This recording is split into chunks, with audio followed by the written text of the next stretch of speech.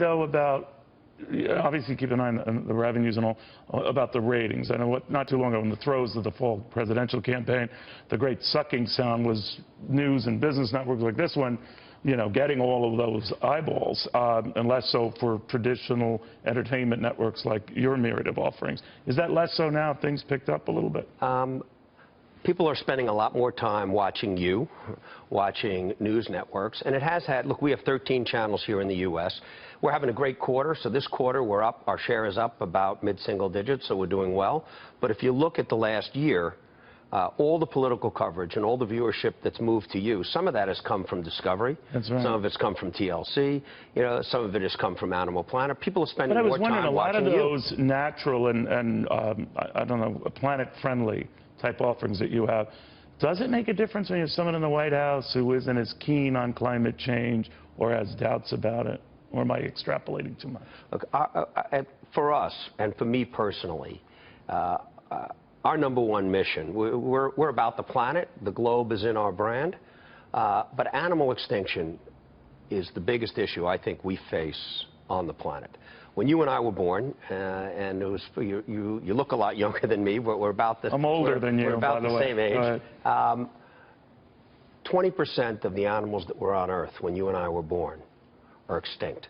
And if we do nothing, 50% of the animals that were on Earth when you and I were born won't exist. And your viewers are pretty passionate about that. Everybody. It's a nonpartisan issue. If you say raise your hand if you care about the fact that there are 3,800 tigers left on Earth, and you could have every political affiliation in every country in the world, and everyone will raise their hand. I'm not saying my viewers are all callous, but some of them are more concerned about a bull market. All right. Let me ask you this. So you obviously are cognizant of this, but you were also worried, I think about a year ago, David, about don't go too tabloid, guys. Be a little careful. You told the Washington Post at the time, I think this is January 2016, no more bearded guys in the kitchen with having pigs or running through the living room. Let's get back to what we really are. We're about satisfying curiosity. Let's forget the ratings right now and let's chase what the brand is at its best. What were you saying back then? It turned out, I think, to be the right strategic move for us, and we've even leaned into it, which is when everyone watched content just on TV and there were 30 channels and they clicked around, then you can care a lot about... Wasn't it you had the python who ate the guy? Wasn't that you? Or? That was one of our... he survived, everyone out. He did survive. But your point then was, it's okay a little bit of this, but don't get so distorted that this becomes all what we're known. Well, more important is the fact that, you know, when people consume content on a phone, and there's 7 billion of those, or on a device where there are several billion, they could watch anything.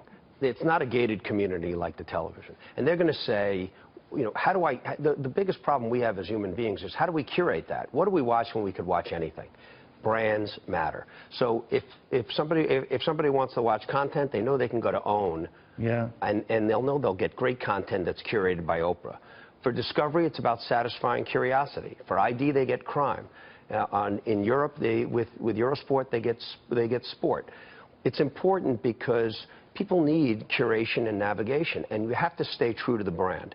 And for us, you know, we came much closer to what is Discovery when it's at its best, what is TLC, and our ratings are actually up. It was about smart TV, right? In the end, it's about smart. But it's about keeping your audience, and the audience is smart, and so... But you don't have to talk down to them. You don't have to, you know, bastardize the product, right? I mean, that's pretty clear in what you offer. When we did Planet Earth, it was one of the most successful things that we did.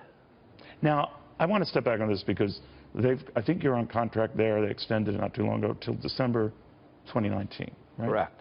Which is about the same time they extended Iger's contract at Disney. Was that just coincidental, or? That was coincidental. Discovery is really it's my home. You know, you're doing better than he is. You're doing much better than he is. So nobody does better than Bob. All right. Now, do you want to stay there you're still a young guy? We have to stress that, Dave. We're still young guys. Do you want to stay there? I mean, the world is your media oyster here. I mean, I have a unique situation. I work with, I think in life you are who you hang out with. You know, you and I got to hang out together. But I got to hang out with Jack Welch for, 15 years. Genius. And, just being in the boardroom and making presentations, and he asked, and you start to think a little bit like he thinks. And I moved to Discovery, and I get to hang out now with John Malone and with Bob Myron and the Newhouse family. And so I really feel like I've had a gifted and lucky But if you looked at your vast worth, and you've worked hard for it, and just say, well, now I'm just going to slow down. I'm going to take it easy. No, because this is what I love. It's what you love. If I get up early in the morning and I'm on the phone trying to figure out what we can push and where we're falling and where we can pick ourselves up. President Trump, how do you think he's doing? I think it's early. I think that some of his business policies could really be helpful to America.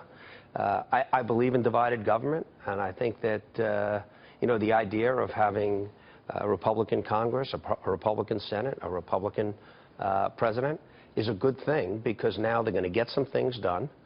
Before, I think there was a lot of diving judging on both sides. Now they're going to have to govern, and in 2 to 4 years, people are going to say, I like what they're doing, let's bring them back, or I don't like how they're doing, let's get rid of them. That's why America's great, but it goes back and forth. All right, David, a real pleasure seeing you again. David Zaslav, the Discovery Communications President, Chief Executive Officer.